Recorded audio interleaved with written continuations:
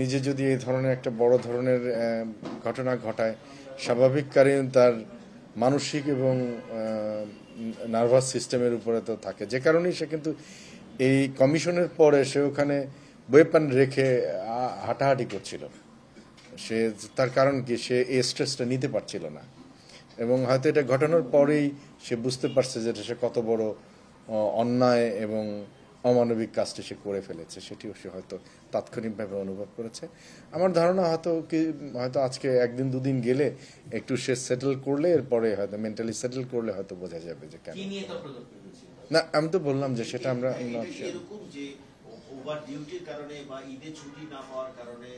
না না না না না না না আমাদের পর্যাপ্ত ছুটির এই ধরনের কোনো কারণ নেই।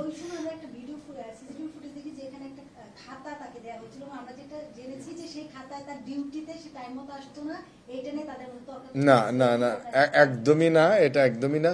প্রত্যেকটা জায়গায় আমাদের পোস্টে খাতা আছে। আমাদের এটা হলো জিডি বুক, এটা হলো ডিউটিতে কখন আসলো কখন গেল সেগুলো লেখা আছে, আমরা এগুলো চেক করে দেখেছি। এবং ওদিনও 11টা 5-এ কিন্তু একজন আবার তাদেরকে সুপারভাইজ করে আসছে, সে ইন্সপেকশন করে আবার সে নোট দিয়ে আসছে। কাজে ওই ধরনের কোনো সমস্যা ছিল না। আর যে বইটি দেখেছেন ওই জাতীয় বই আমাদের সব জায়গায় আছে, কেন ডিউটি চেঞ্জের ব্যাপারে, তারপরে ইন্সপেকশনের ব্যাপারে যখন সিনিয়র অফিসাররা আসে তখন তারা এই জায়গাগুলোতে নোট দেন, এবং এটা দাপ্তরিক রেজিস্টার, এটা আর কিছুই নয়। বাইরের থেকে এসে না, সে ভেতরের ঘুষি তারপরে। এবং আমি তো বললামই আপনাকে, এটা হচ্ছে সাইকোলজিক্যাল ব্যাপার। তার কারণ একটা যে কোনো জায়গায় শুধু এই ইনসিডেন্ট না, যখন কেউ একটা বড় ধরনের অন্যায় করে ফেলে রাস্তায়, যখন বা আমাদের যখন বাইরেও দেখি আমরা এই ঘটনাগুলো ঘটে, কেউ যদি একবার কাউকে আঘাত করে, বড় ধরনের আঘাত করে, তারপরে সে কিন্তু হুঁশ হারিয়ে ফেলে, এরপর সে একাধিকবার করতেই থাকে। এটি হলো এক ধরনের মনস্তাত্ত্বিক বিষয়, যে অপরাধের, বিশেষ করে এই ধরনের যখন নির্মম কোনো আচরণ করে তখন মানুষ নিজের কন্ট্রোলে আর থাকে না। তো এটি শুধু এর ক্ষেত্রে নয়, এটা অনেকের ক্ষেত্রেই আমরা দেখেছি আমাদের স্টাডি, যে তখন সে দেখা যায় যে একবারে পুরো ম্যাগজিন খালি করে ফেলছে।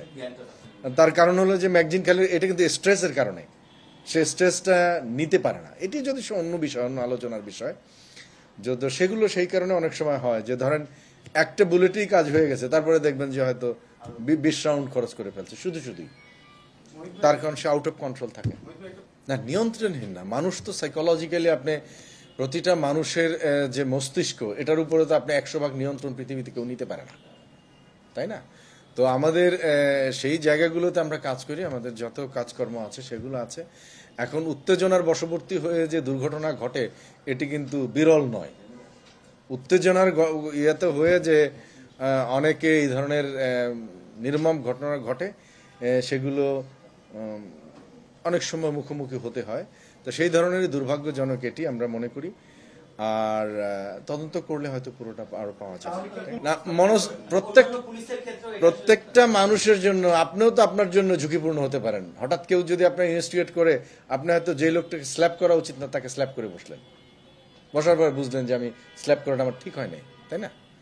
এগুলো তো হয় অনেক সময়। উত্তেজনার বশবর্তী, উত্তেজনার মুখোমুখি জীবনে কেনা হয়েছে কম বেশি, কিন্তু এই ধরনের নির্মমতা তো হওয়া উচিত না। হ্যাঁ, এবং সে কারণে আমরা মনে করি যে এটা তদন্ত করলে হয়তো আমরা বের করতে পারবো যে কি কারণে তার এত উত্তেজনা বা এই পর্যায়ে গেল। ঠিক আছে।